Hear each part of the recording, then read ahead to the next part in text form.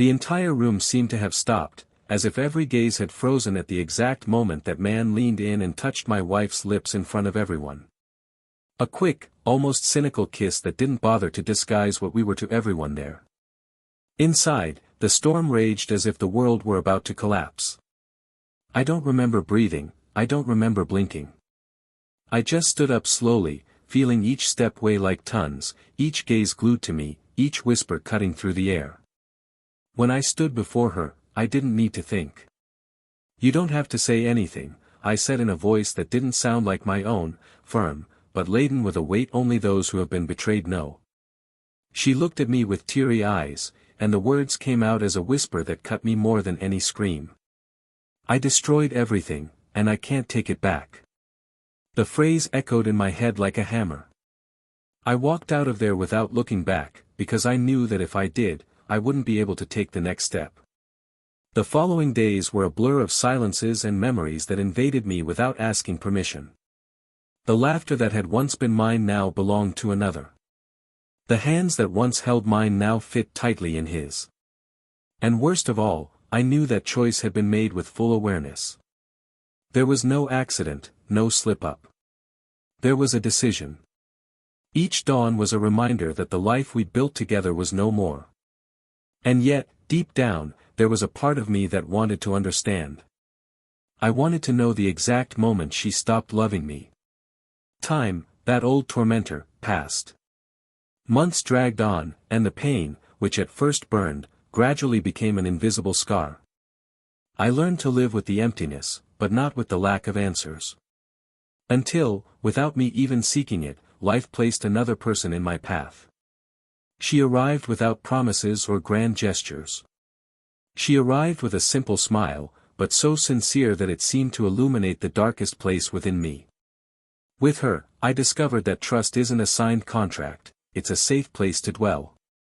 I discovered that love isn't about constant intensity, but about peace. While I breathed new air, on the other side, the story was different. The lover, the same one who once sat across from me and stole everything from me, was gone. He took with him the false promises, the plans that would never get off the ground, and left behind only the echo of empty words. She was left alone. And for the first time, perhaps, she realized she had exchanged the certain for the uncertain, the real for the illusory. There were no more shared laughs, no more texts in the middle of the afternoon, no more hands to hold. There was only the weight of her own choices. Our reunion wasn't planned. There was no cinematic atmosphere, no soundtrack. It was simple, almost banal. But there was something in her eyes I hadn't seen before. It wasn't desire, it wasn't anger. It was regret. And with it, a silent plea for forgiveness. I realized I no longer carried the hatred I thought I would carry forever. Not because she deserved my absolution, but because I deserved to move on. I told her I forgave her, not to get back together, but so we could both walk free. She smiled sadly, like someone who understands they've lost something they'll never find again. But life has a cruel way of teaching lessons. A few weeks later, she saw me again. We weren't alone. I was walking hand in hand with someone, and there was laughter, there was lightness. And in that moment, in her eyes, I saw something I recognized all too well, the pain of seeing the happiness that was once hers now being shared by someone else. She lowered her eyes, and I went on my way, because I've learned that the past can't be fixed, only accepted. And that's where the secret that no one knows lies, the detail that changes everything and that perhaps explains why, even with all the regret, she never tried to come back to me. Because, in truth. Welcome to the channel. Here, no form of betrayal is condoned, our stories are entirely fictional and serve to show how infidelity erodes trust, destroys true love, and leaves lasting scars. Get ready, what you're about to hear is an intense narrative, full of emotion and twists that will shake you to your core. Take a deep breath, and let's begin a shocking story. The sun was beginning to sink behind the buildings, tinting the sky a deep orange, when Daniel left work and walked through the quiet streets toward the apartment where he and Mariana lived. The light afternoon breeze carried the scent of freshly baked bread from a nearby bakery, and he took the opportunity to buy 2 croissants, a habit he'd cultivated since the beginning of their relationship. Mariana always said that this simple gesture was one of the things she loved most about him, and Daniel, even after years together, continued to repeat it as if it were a silent ritual to remind himself of the value of the little things. He was a man of such gestures, subtle but constant, and believed that the strength of love lay less in grand declarations and more in the sum of small, daily gestures. When he arrived, he found Mariana sitting on the sofa, reading a book with her legs crossed, her hair casually tied back, and a light coat draped over her shoulders. She looked up and smiled when he entered, and Daniel returned the smile, leaving his bag on the coffee table and sitting beside her. It was in these moments, in the comfortable silence between them, that he felt he had found his safe haven. Mariana had an energy that blended gentleness and firmness. She knew when to be sweet and when to speak directly. Ever since they met, he had admired her ability to adapt to situations, always with a watchful eye and words that seemed carefully chosen. The apartment they shared was small but cozy. The walls, painted in light tones, displayed paintings Mariana had picked at street fairs, each one carrying a story she told enthusiastically. The kitchen, always organized, had plants scattered throughout, and the scent of coffee was almost constant. In the living room, a soft rug covered part of the floor, and an antique lamp illuminated the nights they stayed up talking late. That house was a reflection of both of them, practical like Daniel, but full of affectionate details like Mariana. They met years earlier, at a coffee shop Daniel frequented to work on his laptop. Mariana was in line when he absent-mindedly dropped a stack of papers. She helped him pick them up, and in the process, they began talking. What could have been a brief encounter turned into hours of conversation, complete with laughter and exchanging contact information. Soon, they were dating, and the relationship evolved naturally, almost as if they'd known each other for a while. From the start, there was a rare balance between them, she, spontaneous and full of ideas, he, calm and methodical. They complemented each other. The early years were marked by short trips, impromptu dinners, shared projects, and plans for the future. There were, of course, the inevitable small arguments, but they always found a way to resolve them before bed. Daniel firmly believed in the importance of not letting the day end with resentment, and Mariana, even more impulsive, accepted this unspoken rule. It was as if there was an invisible line between them, preventing any fight from escalating into something bigger. That night, after eating together, they chatted about an event the following week. Mariana spoke excitedly about the couple's dinner hosted by her company, mentioning colleagues and details about the organization. Daniel listened with interest, asking questions and laughing at some of the stories she told. He wasn't usually very involved in her work matters, but he knew events like these meant something to Mariana, so he made a point of showing support. There was, in that moment, a tranquility he considered precious, an ordinary moment, but one that carried all the weight of a life built together. Daniel had always been someone who dedicated himself body and soul to everything he did, and their relationship was no different. He believed that love also meant being present, even when you didn't have much to say. Mariana, in turn, brought lightness to his days, reminding him that life didn't always need to be so precisely planned. Together, they created their own rhythm, which friends often admired. For many, they were the perfect couple, a union based on respect, admiration, and mutual affection. The company event, scheduled for the following Friday, seemed like just another social engagement. Mariana had already chosen her dress and shoes, and Daniel, ever practical, left his outfit decision to the last minute. They were so well matched, she anticipated, he improvised. And perhaps it was precisely this difference that made their relationship so dynamic. That week, the days passed quickly, with both immersed in their routines. In the evenings, they still found time to cook together or watch a movie, moments that reinforced the connection they seemed to have had since day one. Daniel watched Mariana with a kind of silent admiration. He liked seeing her focused on something, he liked the way she tossed her hair when she was nervous or distracted. He knew her gestures like someone who knows their own body. Mariana, on the other hand, found a foundation in him. She knew that at the end of any day, good or bad, she could come home to someone willing to listen, support, and care.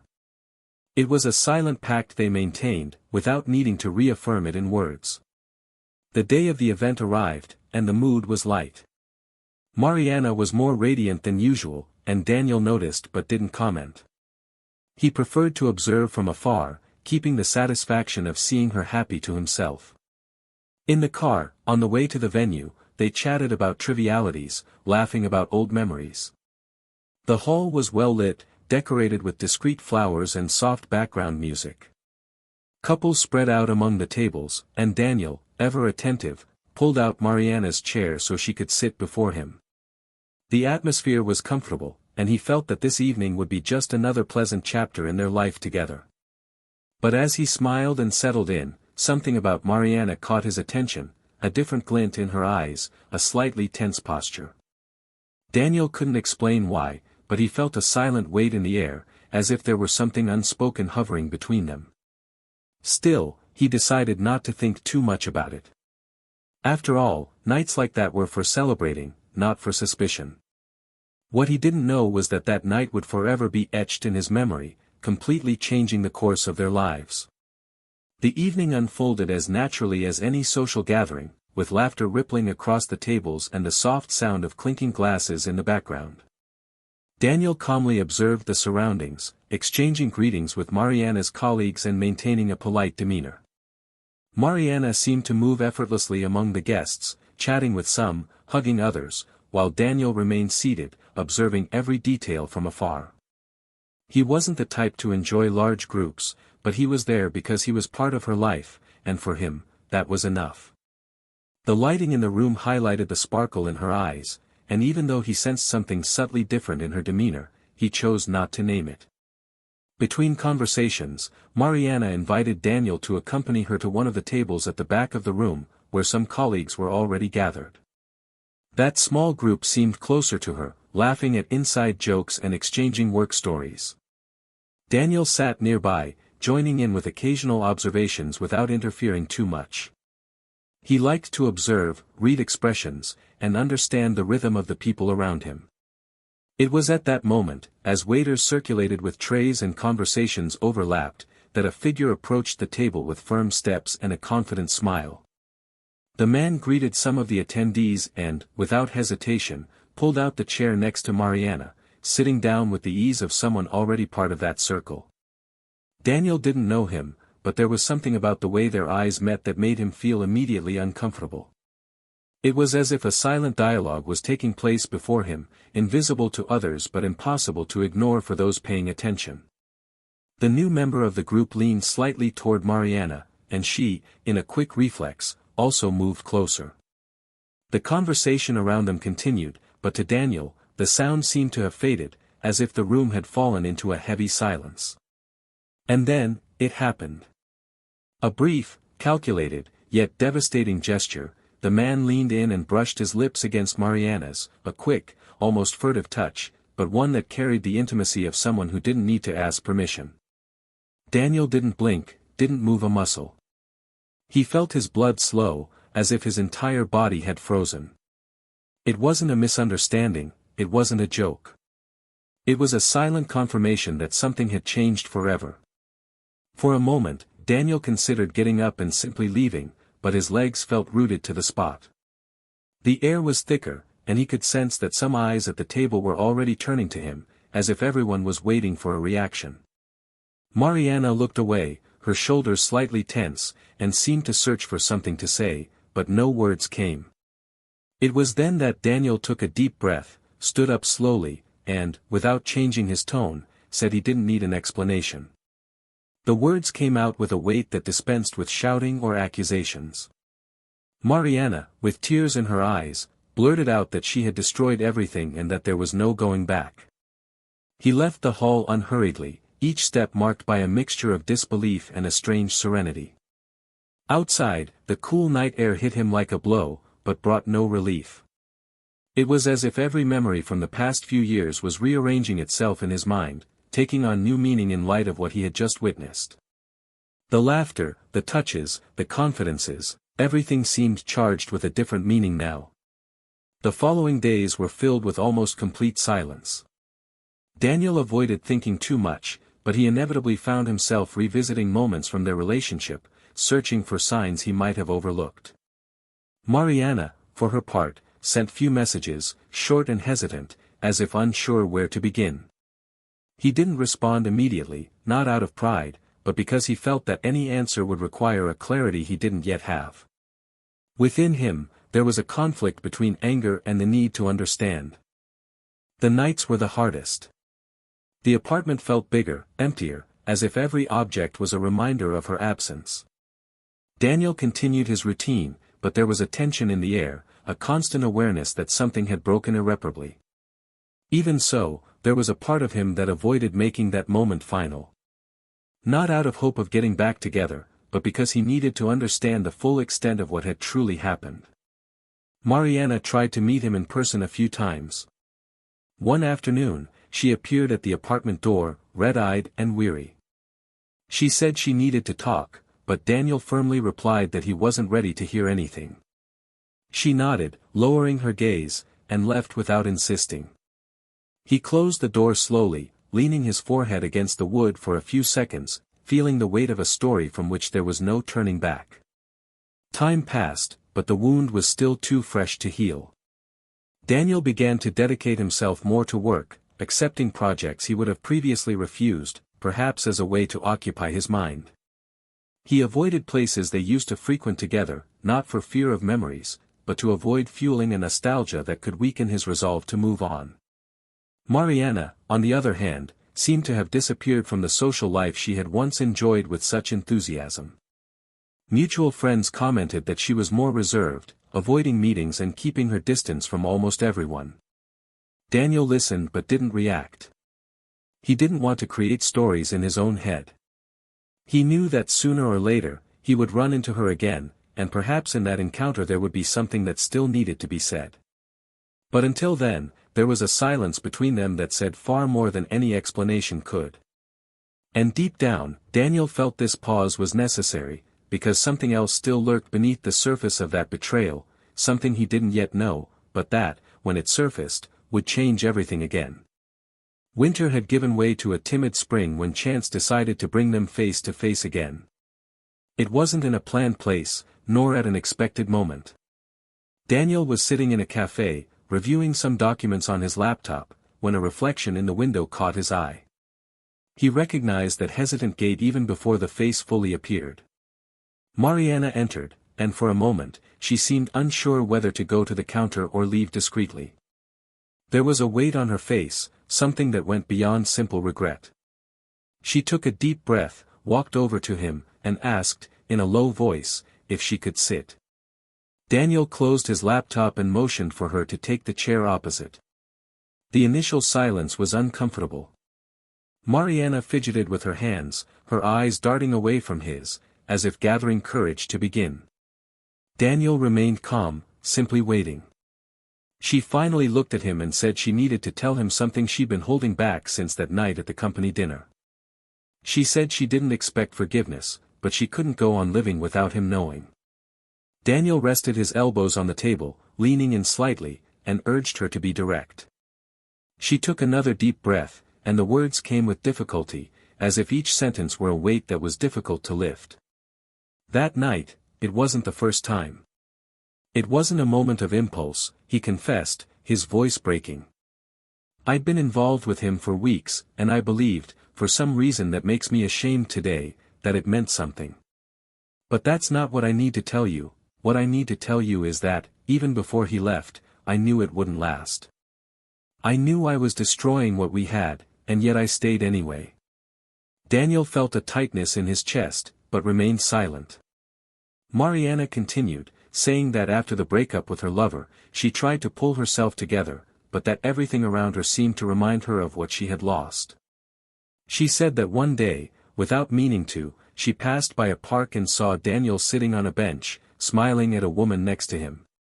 She said it was like being struck, not out of anger or jealousy, but because she understood, in that exact moment, that she would never have that look in her eyes again. It was then that I realized, he continued, that love isn't replaceable like I thought. That there's a peace in being with someone who truly knows you, and that I traded that for something empty. I wanted you to know that that moment, seeing you smile like that, was the worst punishment I could ever receive. I've never been able to get that image out of my head. Daniel remained staring at her, in no rush to respond. He sensed that every word she spoke carried a mixture of genuine regret and resignation. When she spoke, her voice was low but firm. She said she had spent months trying to understand what had happened, searching for answers in every detail, but that, over time, she realized that not all questions need answers to move forward. She said that, when she met someone else, she didn't seek to replace Mariana, but rather to find a place where she could breathe without fear. Mariana nodded, biting her lower lip, as if holding back something more. And then, looking him in the eyes, she blurted out the part she hadn't yet said. I knew you were already with her when I tried to get closer again. I heard through friends, but I couldn't help myself. I needed to see it with my own eyes. And seeing you, happy, was when I realized there was no way back. Not for us. There was a thick silence between them. Daniel took a deep breath and said that, despite everything, he no longer held a grudge. That forgiving her didn't mean forgetting or minimizing what happened, but rather choosing to no longer carry the weight of it. He said he wished she could find peace, even if it was elsewhere, with other people. Mariana lowered her gaze, tears finally falling. She said she understood, that she wouldn't ask for anything more, and that, deep down, she already knew that this meeting was just to close a cycle she'd left open. She stood up slowly, thanked him for listening, and left the cafe with slow steps, like someone carrying within them the certainty that they've lost something unique. Daniel stood there, staring out the window, until her reflection faded into the busy street. He knew that conversation had put an end to something that, in a way, had already ended long ago. And as he finished his coffee, he realized he no longer felt the same weight he once had. There was no more anger, no more sadness, just a free space where, before, there had been pain. A space ready to continue being filled with new days, new stories, and new reasons to smile.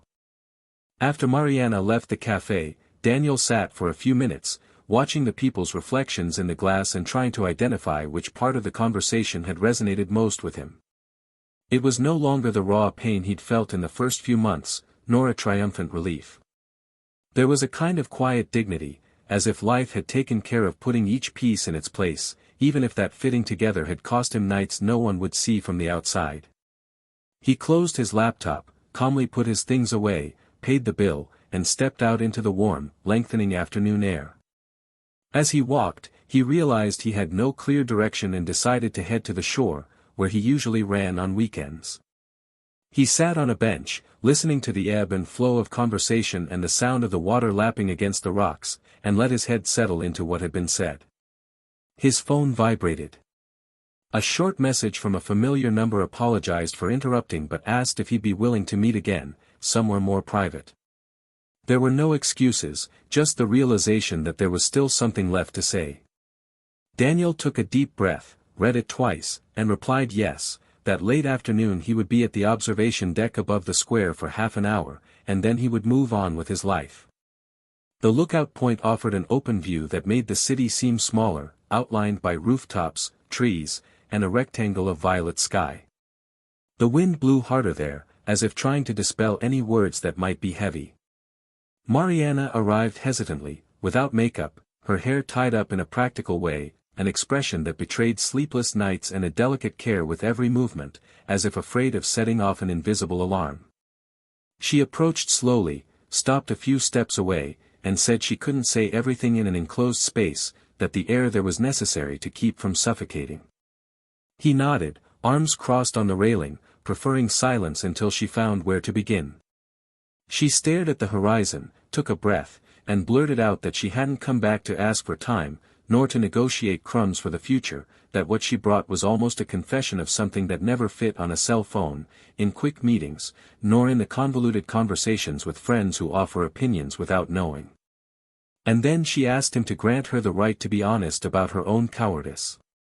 Daniel didn't respond, and his silence wasn't coldness, it was space. Mariana, her voice still low, said that for weeks she'd been trapped in the urge to justify every step with words that sounded right but couldn't hold up when confronted with the consequences. She said the image of him smiling with someone else on the park bench wasn't just a jolt of jealousy, it was a mirror. For the first time, she saw herself on the other side, watching someone build a peace that no longer included her. She confessed that that day she considered approaching, interrupting, inventing any excuse to speak, but that her legs froze when she observed the naturalness with which he leaned in to listen to her stories, the patience with which he offered a seat at the table, the almost invisible care that had always been his trademark and that she, out of pride or distraction, had taken for granted. "I understood that you can't steal what's priceless," she said hoarsely, the wind ruffling strands of hair from her face. Daniel bit his lip, took a deep breath, and preferred to listen a little more before saying anything that could become a weapon. She then opened her bag and took out a small cardboard box, with worn corners and a discreet ribbon. She handed it over with a restrained gesture, like someone returning a book borrowed too long. Inside was a keychain with half a heart that fit into another, some crumpled tickets from movies they'd seen without much expectation and talked about until late, a printed photo of a rainy day when they'd both been trapped under the marquee and laughed at the chaos, and an old note where he'd written in hurried handwriting that certain unmarked routes eventually lead to the best places. Mariana didn't cry as she handed it over, nor did she smile. "I kept everything like someone who keeps proof that something existed," she said, "but I don't have the right to keep it, because what I did turned these memories into things that way. I need you to have what's yours, even if you never look at it again." Daniel touched each object with his fingertips, without dramatization, feeling that each piece of paper held a specific temperature, an echo of voices, a smell of coffee, and replied that those things didn't solve anything, but they carried a respect he recognized. "I don't owe you an apology for accepting this," he said calmly, "but I owe you the truth. I don't want to live looking back anymore." Mariana nodded, and for the first time in their meeting, she looked up firmly, as if accepting the sentence she herself helped write. It was then that she summoned the courage to say what, in fact, had kept her silent since day one, and which explained why she hadn't insisted, why she hadn't knocked on the door when she learned he no longer lived in the same apartment, why she hadn't sent long texts asking for another chance. "That kiss at dinner," she began, choosing each word as if walking over loose stones, "wasn't an isolated oversight, you already know that. What you don't know is that, the week before, I had the opportunity not to go. I told myself it would just be an event, that nothing would happen, that I would know how to keep my distance, that you would be there, and that that would be enough to remind me of who I was with you. I was wrong. I found myself acting as a spectator to my own downfall, and by the time I realized it, I had already crossed the line a few times without admitting it. You deserve to hear this without the scenario, without the metaphor. I chose to follow an impulse and lied to myself about the price." Daniel took a deep breath, and his words came out with the weight of someone who's learned to name their own pain without dramatizing it. "I can't reframe this day to make it seem less than it was," he said, "but today I understand that your conscience demands more than any words I can." They descended from the observation deck and walked through the square, dodging running children and couples sharing ice cream, never touching, as if their bodies understood that the most intimate gesture at that moment was to maintain distance. Daniel asked if she had anyone she could talk to without judging herself or harboring fantasies of starting over. Mariana said she had distanced herself from many people and that this was also part of the silent punishment, because when life explodes inside, the people closest to her sometimes don't know where to put their hands, and it's easier to isolate oneself than to explain every day what has no simple explanation. He gently suggested that perhaps it was time to admit failures with the same frankness with which victories are displayed, that the dignity of those who make mistakes begins at the point where they accept responsibility without using tragedy as an excuse. "I don't know if I'm ready for so many strong words," she replied with a tired half-smile, "but I know I needed to tell you one last thing, and that's what brought me here." Daniel waited, and the sound of the fountain in the center of the square gained a precise cadence, as if marking the time of what was to come.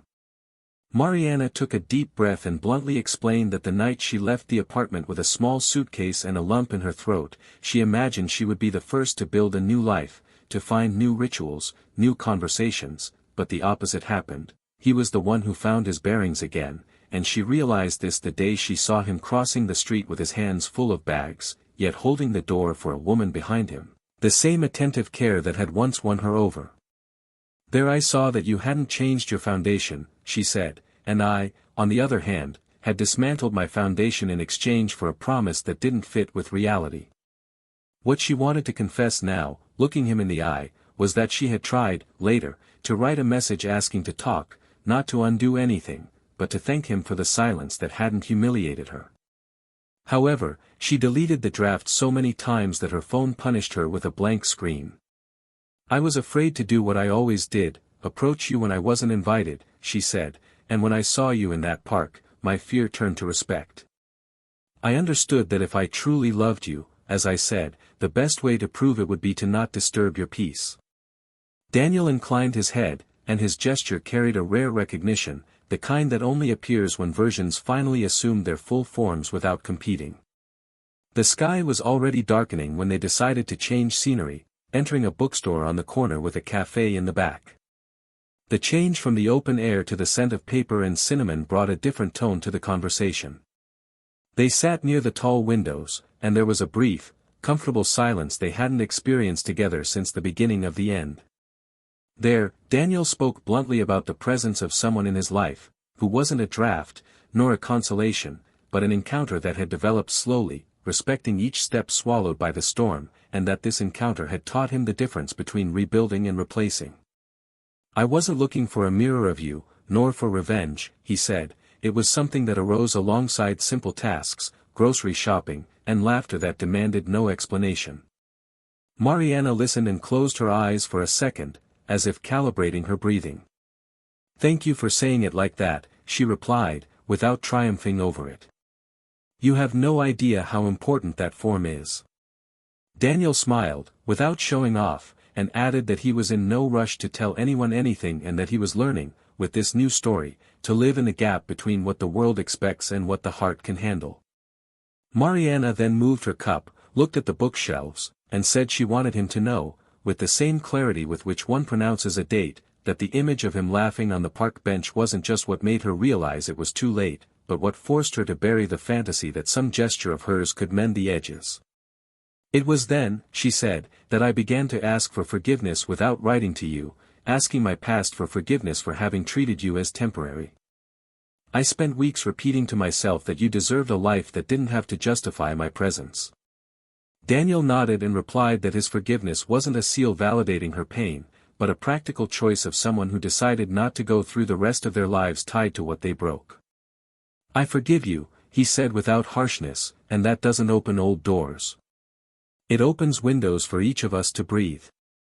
Mariana swallowed hard and, calmer, admitted that this was the point she had come to seek, not as salvation, but as a way to give back to time the responsibility of no longer being a battlefield. His phone vibrated on the table, and a name appeared that she recognized, even though she'd never heard the voice before. Daniel answered, and the conversation was simple, an invitation to stop by the market and pick up something for dinner at home, no special occasion, just a desire to cook together on an ordinary day. He smiled, said yes, and that he'd be there in half an hour. When he hung up, he looked Mariana in the eye and said he had to go. "Not out of impatience," he said, "but because I promised myself that when the time came to live again, I wouldn't miss it." Mariana, this time, truly smiled, a brief, tired smile, but free of contention. "I know," she replied, "and I'm at peace seeing you go. There's dignity in that goodbye." Daniel stood, and so did she, and they embraced with a respectful restraint that, once upon a time, would have been lukewarm, but now was the perfect measure of care. "Take care of yourself," he said. "Take care of what's still yours," she replied, and the two walked in opposite directions, crossing the bookstore door with firm steps, without looking back. On the street, the wind picked up a bit, as if the air were easier outside. Daniel walked a block and stopped at a flower stand. He chose a simple bunch, unlabeled, and felt the urge to send a short message before moving on. He simply wrote that he was on his way and asked if anything was missing.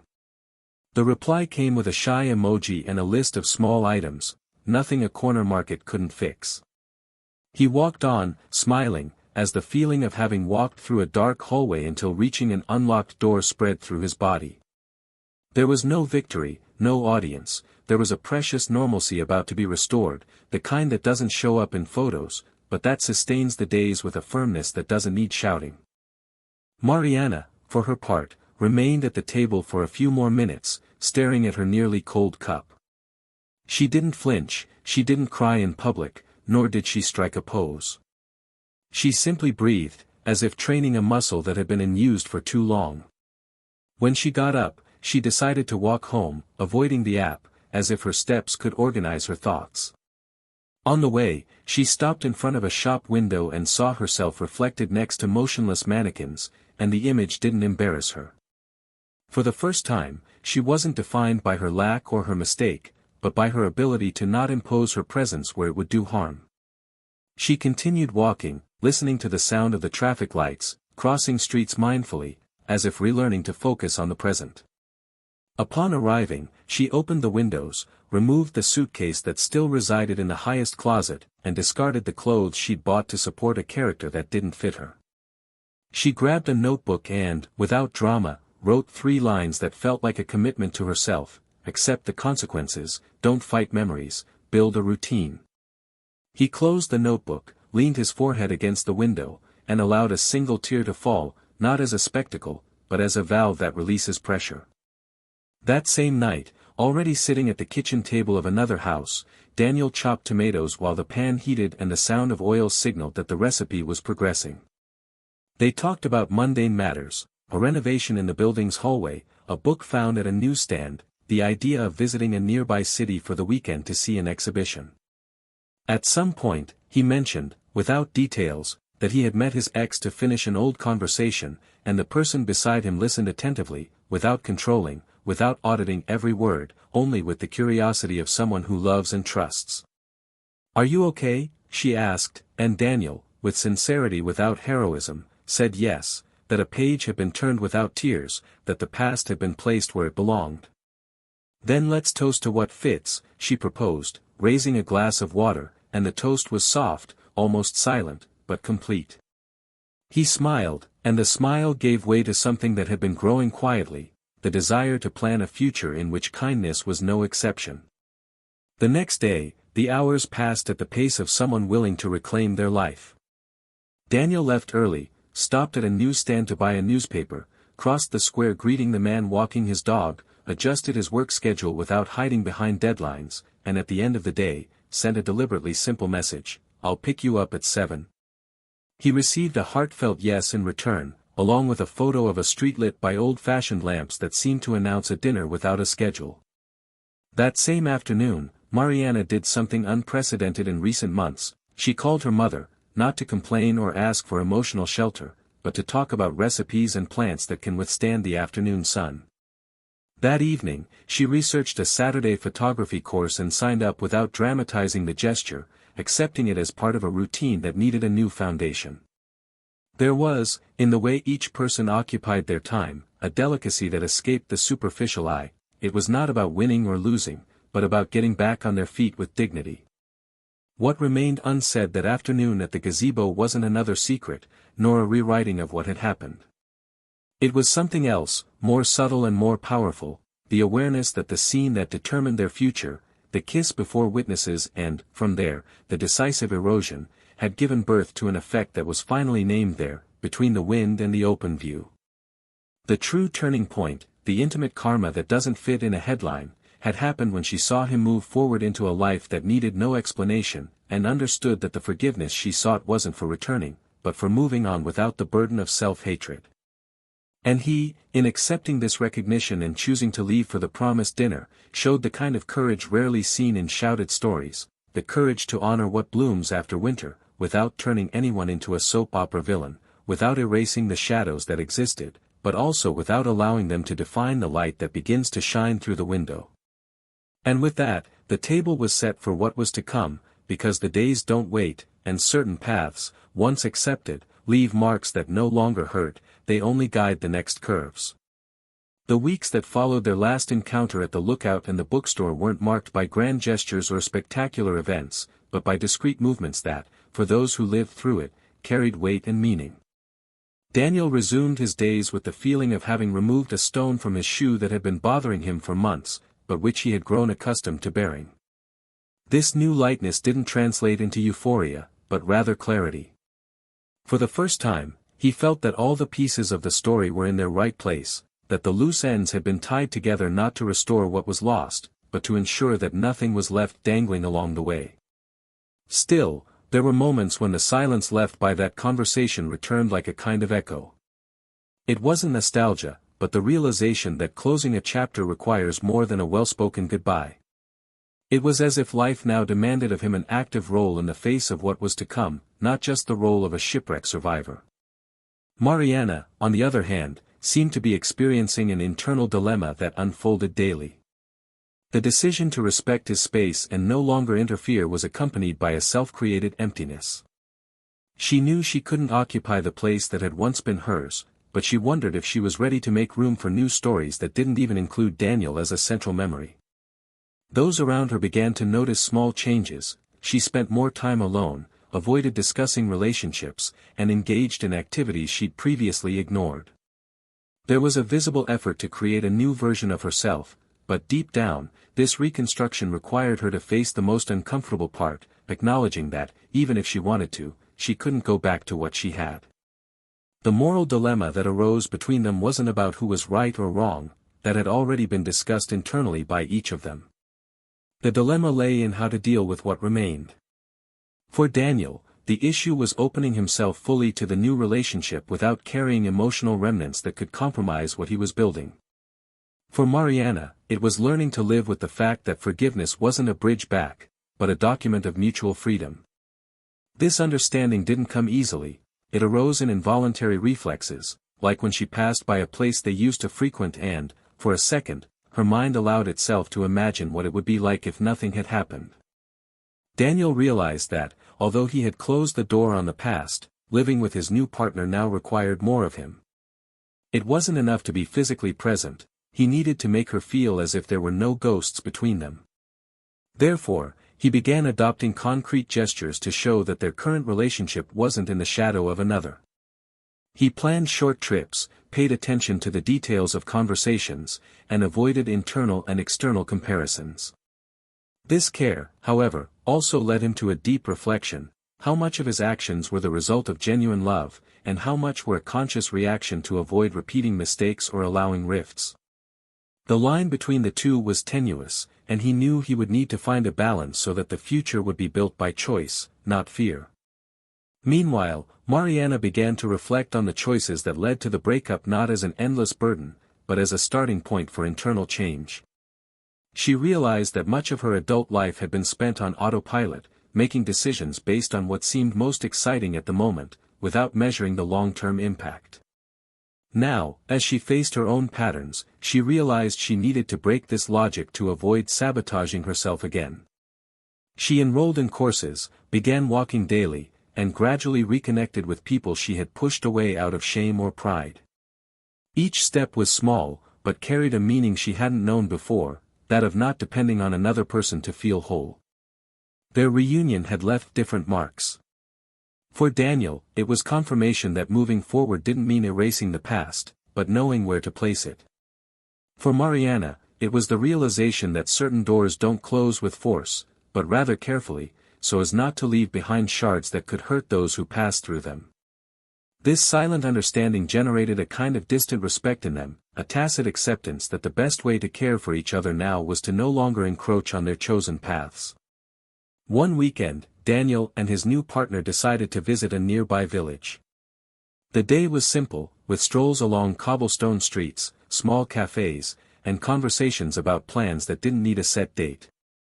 On the way back, while driving, Daniel realized he hadn't thought about Mariana once that day. Not as a comparison, not as an intrusive memory, there simply wasn't room for the past during those hours. This almost imperceptible detail reassured him that he was exactly where he should be. On the other side, Mariana, that same afternoon, received an invitation from a friend to dinner. Her first reaction was to decline, as she had been doing for the past few months, but she decided to accept. At the meeting, she laughed at jokes, talked about books and music, and was surprised to realize that she had spent much of the evening engrossed in conversation, without checking her phone, without waiting for a message that would never come. Upon returning home, she felt a different kind of satisfaction. It wasn't complete happiness, but a sign that she was once again actively participating in the world. The moral dilemma, however, still lingered between them. Daniel knew that for his new relationship to grow healthily, he would need to remain committed to living in the present, but also to not turning it into an escape from difficult conversations that might arise. Mariana knew that the true test for herself would not be avoiding contact with Daniel, but rather not using any future relationship as a way to prove she was recovered. Both of them, each in their own way, were learning that emotional maturity is not a linear process, but a series of small, daily decisions. As the months passed, the past ceased to be a constant burden and became an archived chapter. It wasn't erased, nor romanticized. It remained there, like a book read to the last page, ready to be consulted when needed, but without the urgency to revisit it every moment. This silent shift, more than any public gesture, showed that both were finally ready to follow separate paths with integrity. Still, there was one last bend in the road. A chance, unplanned encounter was about to test everything they had learned so far, demanding not only maturity but also the ability to maintain control when emotions inevitably threatened to overflow. And at that moment, both would have to decide not only how to react, but what they were truly willing to carry from then on. The invitation to the wedding of mutual friends arrived in different weeks, first to Daniel, then to Mariana, as if life had tried to avoid the embarrassment of an obvious coincidence. He received the white card with delicate writing and a personal request from the groom to be a witness alongside two other longtime friends, a gesture that carried memories of youth, shared study nights, and promises that survived change. Mariana, in turn, was called by the bride to help with the final preparations, a deference that stemmed from an old friendship, predating the relationship that collapsed, and which, therefore, requested attendance as a kind of loyalty that had nothing to do with the recent past. The dilemma became clear to both. Accepting meant facing a testing situation in which no stance would be neutral, refusing would mean admitting they were not yet ready to live in the real world, one where paths intersect without asking permission. Daniel spoke to Laura, carefully explaining the context, and heard her calm response, more mature than any speech. If the invitation was out of love for her friends, then she should go, and she would too, without theatrics or suspicion. Mariana spent an entire day in silence before responding to the bride, and when she did, she was honest. She said she would be present, that she would help with whatever was needed, and that she would make a point of not turning the event into a remembrance arena. On the day of the ceremony, the sky dawned cloudy, the kind that threatens rain without making up its mind. The chosen location was a spacious estate, with trees casting shadows on the lawn and a glass-enclosed shed prepared for the party. Daniel arrived with Laura shortly before the ceremony began, greeted friends, embraced the groom with sincere joy, and naturally followed protocol. Laura walked beside him with simple elegance, attentive to her surroundings, maintaining the care of someone who understands that certain occasions require firmness without rigidity. Mariana appeared half an hour later, already with the checklist in hand and her eye for detail, flowers at the right height, glasses aligned, musicians reviewing their repertoire. When her eyes met Daniel's, there was a restrained, unfeeling greeting, conveying a silent agreement not to violate boundaries. Laura, noticing the exchange, approached Mariana and wished her a good party. This polite gesture wasn't meant as provocation, just an acknowledgement that sometimes greatness hides in the politeness that avoids humiliation. Mariana thanked her with a small nod, almost a bow, and headed backstage. The ceremony was delicate, with short vows and a chorus of friends singing a soft song. Daniel, beside the groom, maintained the posture of someone who holds back emotion without hiding it, and when it was his turn to speak, he chose words that celebrated the courage of building a relationship together without turning love into a stage.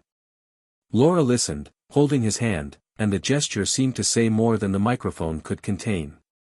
Mariana watched from afar, supporting the bride with a scarf and discreet handshakes. As the newlyweds were applauded, the sky cleared and a light rain began to fall, forcing everyone to rush to the warehouse. There was laughter, hurried footsteps, and a general joy that, for a few minutes, dissolved any latent tension. During dinner, seating was reserved. Daniel and Laura sat at a table with familiar couples, while Mariana sat with the organizing group, where she could easily leave to handle any unforeseen issues. The music played out tastefully, with the elegant improvisation of someone who knew how to read the room. At one point, a sound issue required someone to go to the storage room to get spare cables. Mariana volunteered, and the audio technician pointed to the side door that led to a dark hallway. Daniel, who was somewhat familiar with this type of equipment, stood up almost simultaneously and told the technician he could help, that he knew the model. The two met in the hallway, he with a cell phone flashlight, she with the storage room key, and for a few seconds they stood side by side in front of shelves of boxes. Mariana broke the silence pragmatically, asking about the connector type, and he answered bluntly. They worked in cooperative silence, fitting together what was missing, and when they finished, she said a thank you that wasn't loaded with subtext, and he responded with a "you're welcome" that sounded like respect. When they returned to the ballroom, the music had already started again, and they dispersed without prolonging their encounter. Later, however, as the bride and groom greeted each other table by table, the collective joy brought the three together. The groom, overcome with emotion, pulled Daniel into an impromptu speech, and the bride, her face still wet with tears, held Mariana's hand and thanked him for the invisible care that saves parties. It was there, amidst this unrelated joy, that life brought them face to face without them being able to avoid it. Laura, with the tact of someone who knows how to gauge the terrain, approached and joked that the bride and groom had the gift of uniting even those who thought they would never share the same space again. There was light laughter, a restrained toast, and the conversation took an unexpected turn. Mariana looked at Laura and said, honestly, that she wasn't asking for approval, that she hoped she never had to learn the same things the hard way. Laura replied that no one is immune to stumbles, but that true courage is not dragging others down when you fall. Daniel watched without intervening, and when he realized that the two of them understood each other in what was essential, he felt a calm that surprised him. The party progressed, and just before the bouquet, the bride asked Mariana to safely store a box filled with cards written by guests. It was a beautiful box, made of light wood, with a slit at the top and a small padlock. As she walked to the coat room, Mariana found Daniel leaving the same space, having left the jacket of a friend there who had drunk too much to care for his belongings.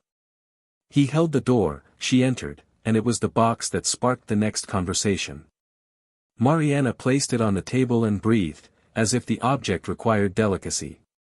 She said, almost in a whisper, that she had always found it symbolic to keep vows on pieces of paper, because what ultimately sustains a promise is never on the paper, but rather in the habit of caring. Daniel replied that paper doesn't hold anyone back, but it helps to remember, on bad days, what was sworn on good days. They looked at each other for a second, not as if disputing meaning, but as if recognizing that they had reached a similar understanding through different paths. We failed in our habits, she said, without victimhood. We failed to name the risk when it started, he added, without accusation.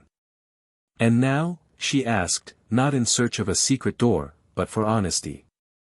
Now each of us takes care of what we've learned, he replied, his voice unwavering. When they returned to the ballroom, the bouquet flew in the opposite direction of Laura's table, and the gesture drew laughter from those who thought it carried a signal. Daniel approached Laura and suggested a walk through the covered garden to breathe in the cool air. They walked under the marquee, and she, still holding her fingers in his, asked if everything was okay. He said yes, and that the best proof of this was the possibility of walking there, at that very moment, weightless. Laura confided that she had felt a tightness upon arrival, not due to insecurity in the relationship, but due to the fear of facing the gaze of others, always ready to construct narratives. I was afraid they would look at us as if we were in a story that requires support, she said, and I don't want support, I just want to live with you. Daniel smiled and, with a joke that disarmed his own caution, replied that support only counts in soccer and old stoves. They both laughed, and the laughter restored the lightness of the beginning. Across the room, Mariana watched the hanging lights reflect in the glasses, and the image of Laura and Daniel under the marquee didn't irritate or hurt her acutely. It hurt in a new way, an honest discomfort, closer to recognition than revolt. A friend approached her and asked her bluntly if she was holding up.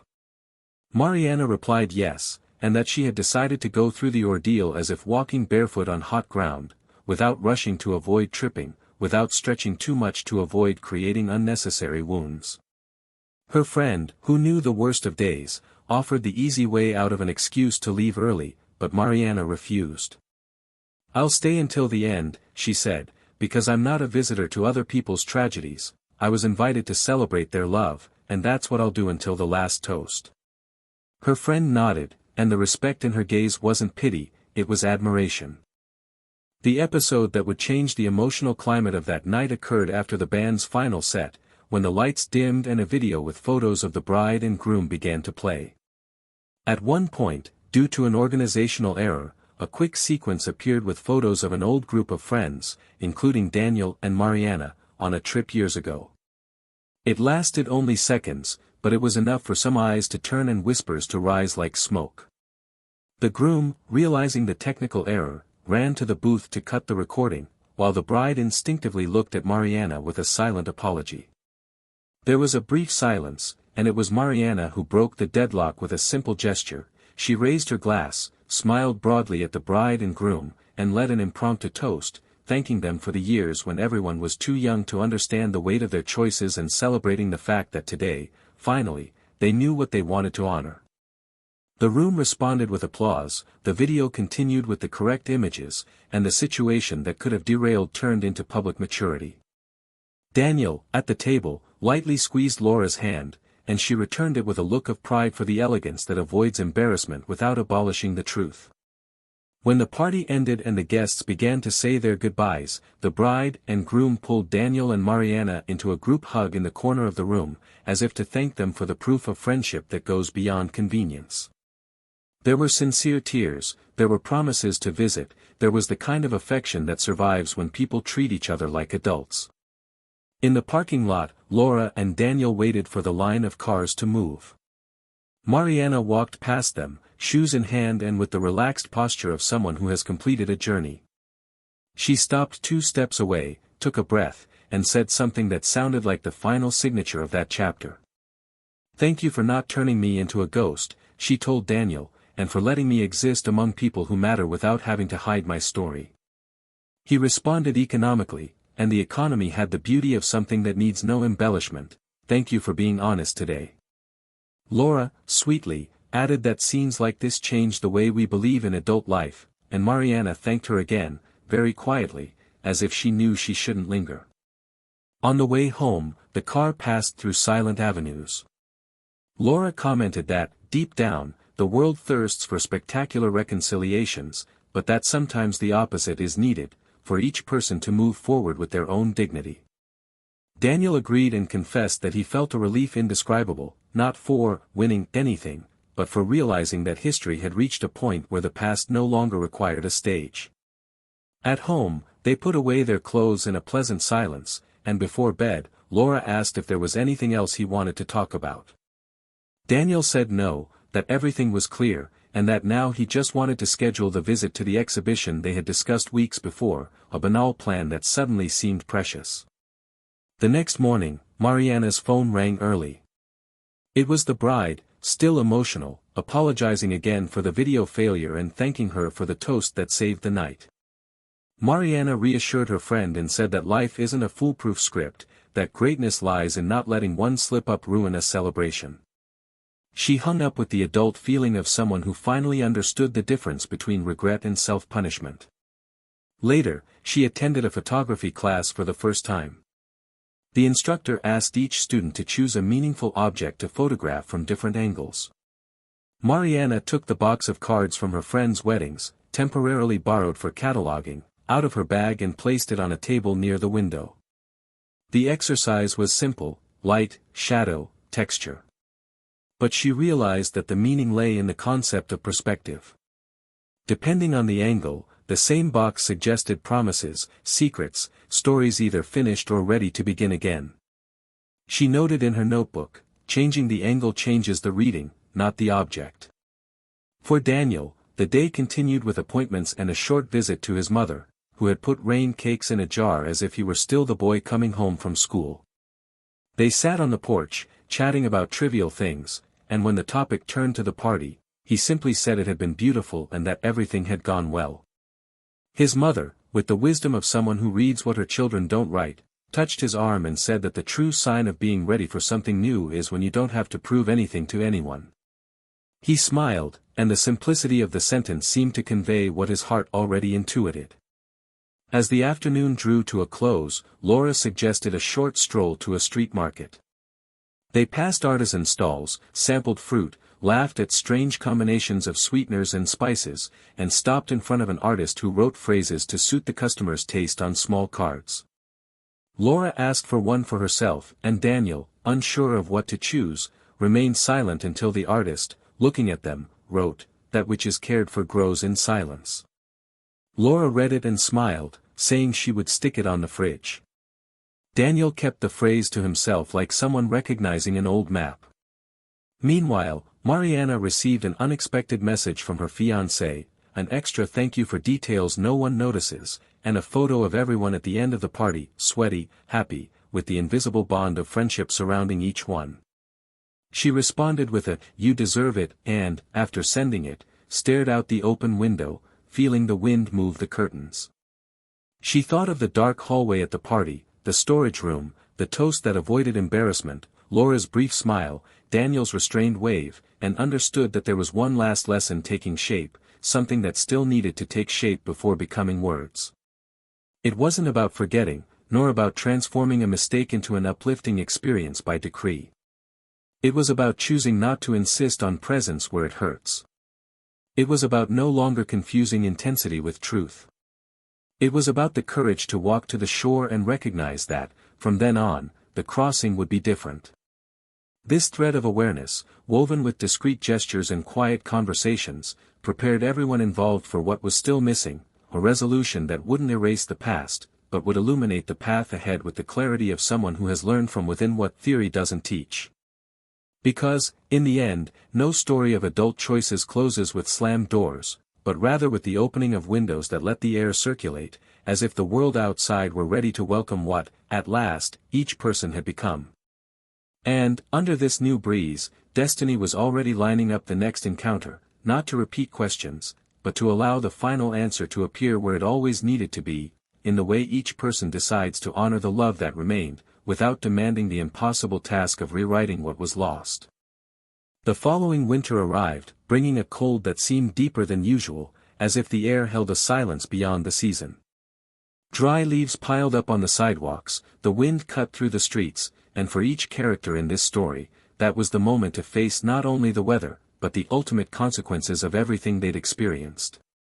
Daniel woke early, made coffee, and as the kitchen filled with aromas, he felt that, finally, the weight he'd carried on his shoulders had become bearable, almost light.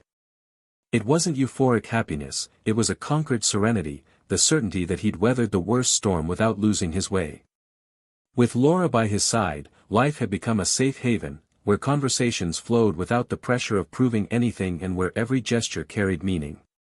He realized, in the details of everyday life, that trust was the solid ground on which the new story was built, and that, for him, was the true antidote to any ghosts from the past. Mariana, for her part, had transformed her routine into something very different from what it was before. She had learned to stand on her own 2 feet, not in the physical sense, but in the way she faced her own choices and mistakes.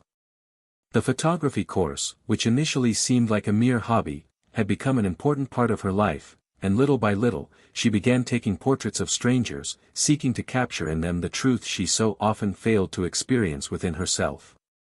The forgiveness she received from Daniel had been a turning point, not because it brought hope of a return, but because it gave her the possibility of moving forward without torturing herself daily.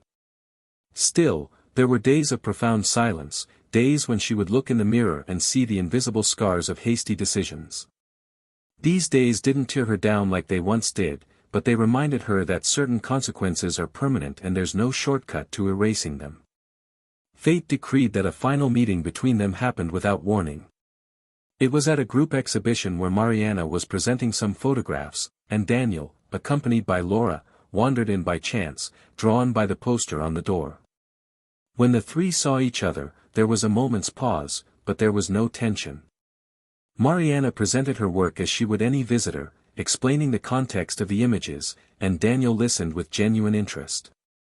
Laura praised a black-and-white portrait of an empty bench under a tree, and Mariana simply smiled, saying that the photo held more history than she could explain in words. There was a handshake at the end, a simple and respectful greeting, and each went their separate ways in the gallery, as if knowing there was nothing more to discuss between them. Daniel's life took a turn he perhaps couldn't have imagined years earlier.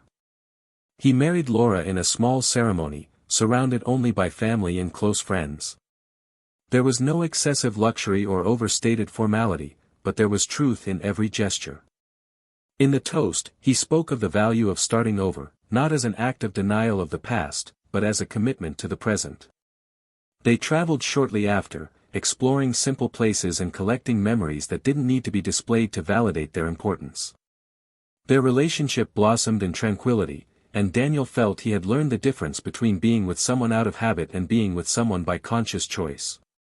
Mariana also moved forward, though her path was more solitary for a time. Her photographs began to be noticed, and invitations to exhibit elsewhere followed. She found in art a way to process and transform her pain into something meaningful for others. Eventually, she began a new relationship, but this time at a slower pace, carefully observing not only the other person, but herself. She learned to recognize the signs she had previously ignored, and even though she still bore scars, they no longer determined her destiny. What had happened between them didn't fade, but neither did it remain an open wound. It became part of the narrative of who they were, a chapter that, painful as it was, taught more than any gentle lesson could. Daniel never spoke again about that kiss or the months that followed, and Mariana didn't try to rewrite history with justifications. They both understood the dignity in accepting that some stories are definitive and don't need endless epilogues to prove their worth. On the last day of that winter, Mariana received an envelope in the mail with no return address. Inside was a single printed photograph, a sunrise seen from a window, with curtains slightly open, letting the sun shine in. On the back, a short, handwritten phrase, "Life begins again when we learn to let the air circulate." She didn't know if it came from Daniel, from someone who knew the story, or if it was simply an anonymous gift from someone who saw her work and wanted to reciprocate. It didn't matter. She placed the photo on her bedroom wall as a reminder that each day is an opportunity not to repeat old mistakes. Years later, when they happened to pass each other at an airport, there was only a cordial wave, and each proceeded to their respective gates. There was no conversation, but there was peace. Neither of them needed the other to validate their own journey. They had learned that love, when betrayed, can survive as a memory, but it never returns to the same place. What remains is the daily choice to be a better person, not to recover what was lost, but to not waste what can still be built. This is the story of two people who learned that trust is fragile and that betrayal not only destroys the moment it happens, but erodes the foundation on which everything was built. No romance can survive when loyalty is broken, and no apology can rebuild exactly what was lost. That's why, here on this channel, we will never condone any kind of betrayal. These stories are fiction, but they reflect real pain and show how thoughtless decisions can cost dearly. If you've made it this far, comment on what you thought of this story, share your opinion, and share if you've ever experienced something similar. Subscribe to the channel to follow more intense stories like this and reflect on the choices we make. Remember, betrayal isn't just a mistake, it's an act that leaves deep scars on love, family, and the lives of everyone involved. And it's never worth exchanging the real for the fleeting.